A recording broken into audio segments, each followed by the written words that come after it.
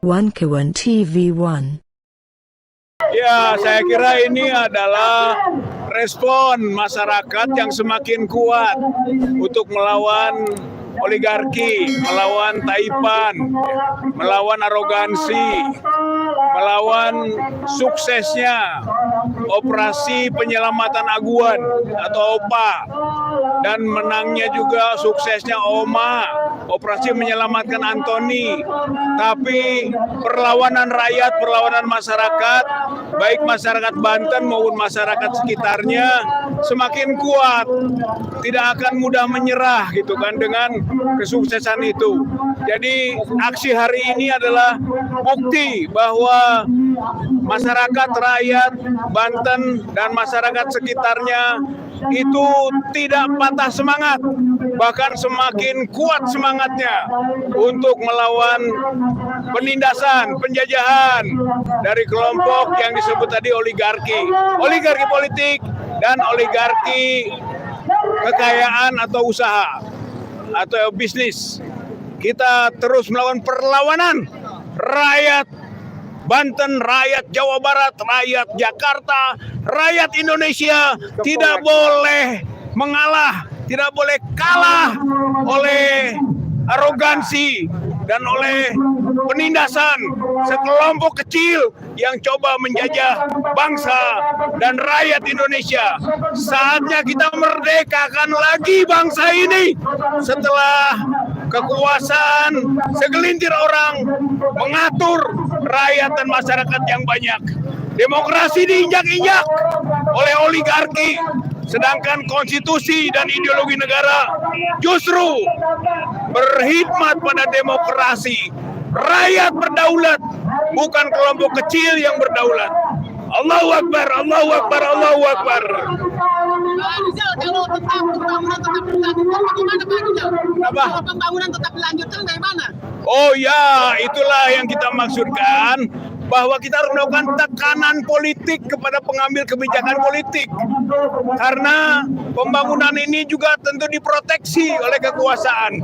Jadi masyarakat atau rakyat harus tetap bergerak, harus tetap bergerak, harus tetap bergerak melawan oligarki, dan pembangunan itu, pembangunan harus dihentikan, pembangunan harus dihentikan, karena itu melanggar ideologi, melanggar konstitusi, melanggar demokrasi, melanggar kedaulatan rakyat.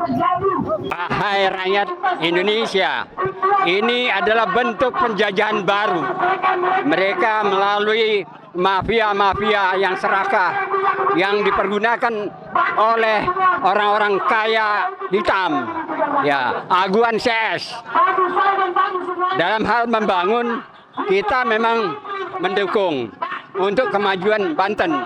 Tapi dalam hal menjajah, dengan menyita, merampas tanah-tanah rakyat dengan cara-cara intimidasi, dengan cara-cara yang melanggar hukum, harus dilawan. Untuk itu masyarakat Banten harus segera bangkit. Dan saya senang pada hari ini di Tugu Cangkir semua masyarakat Banten hadir untuk melawan keserakan para konglomerat hitam.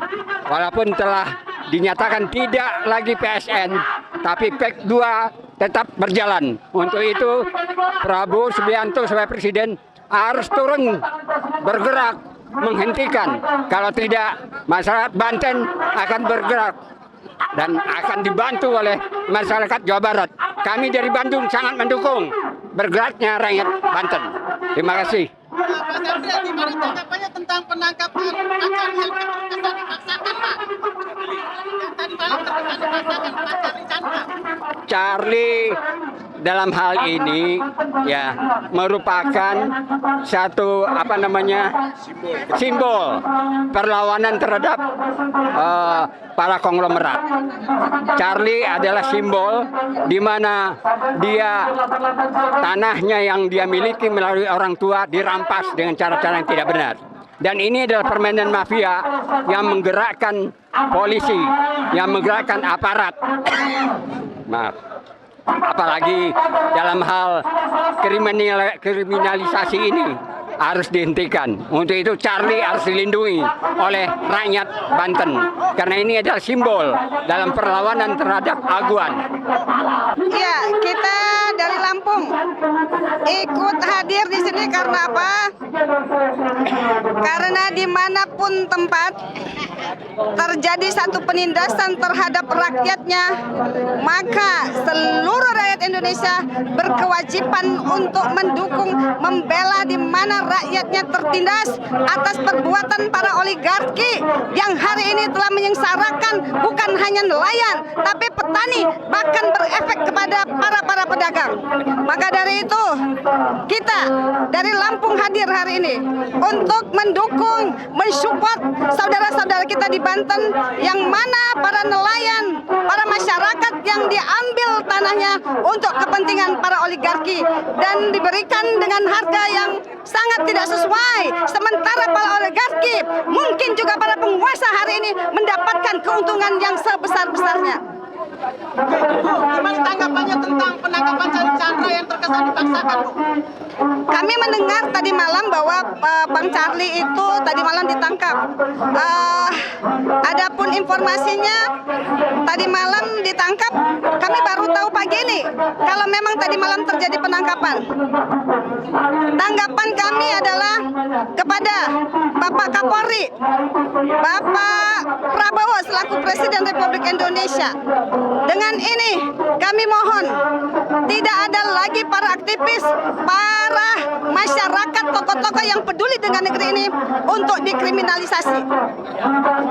Ya, alhamdulillah ini luar biasa. Jadi alhamdulillah luar biasa ini rakyat Banten bisa bersama-sama untuk menggerakkan suara rakyat. Jadi kita menolak oligarki, menolak PIK 2 dan kita berada di sini karena kita satu nafas, satu hati. Dan yang kita perjuangkan adalah penduduk Banten yang asli. Jadi kita tetap harus mempertahankan yang asli. Jangan mau yang palsu. Jadi jangan sampai PIK 2 atau oligarki itu adalah orang-orang yang palsu yang mau menduduki sini.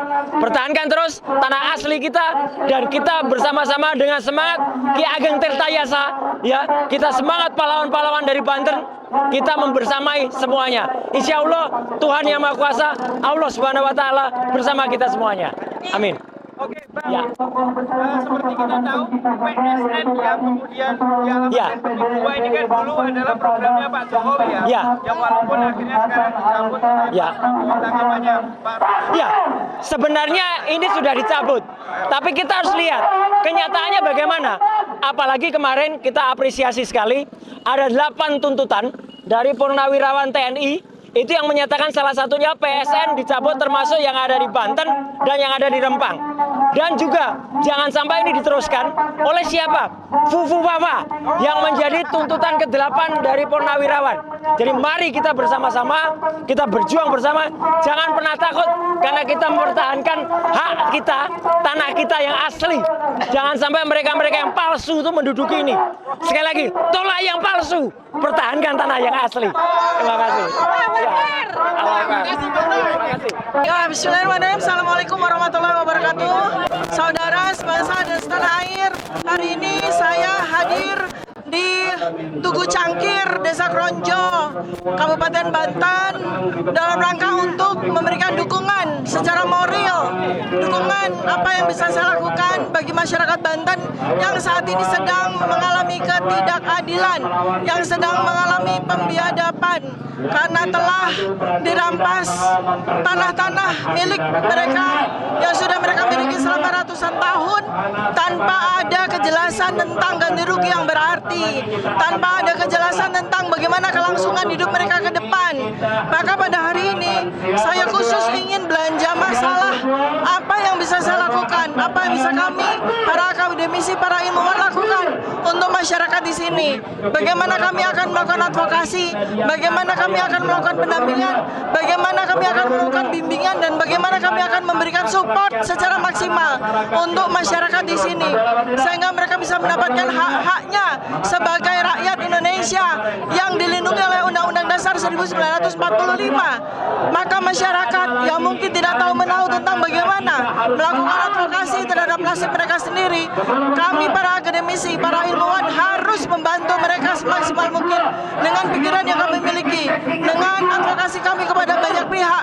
Insya Allah kita akan membantu semaksimal mungkin. Kita akan membantu sampai seterusnya agar masyarakat di sini terus mengalami keberlangsungan kesejahteraan tanpa tercederai hak-haknya. Demikian yang bisa saya berikan. Terima kasih. Assalamualaikum warahmatullahi wabarakatuh.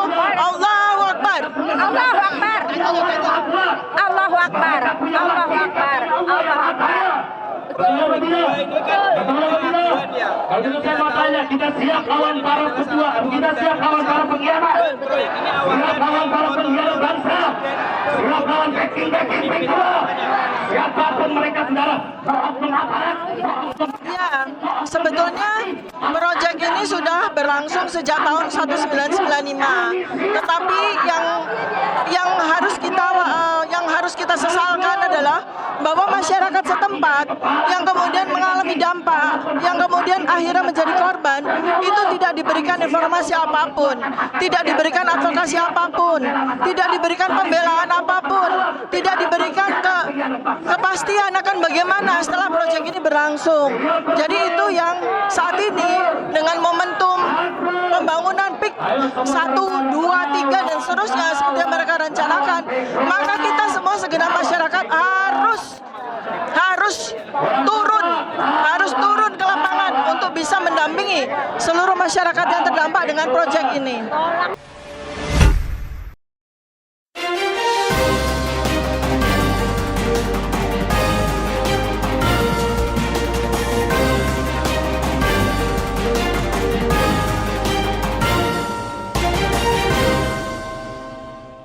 One Kawan TV 1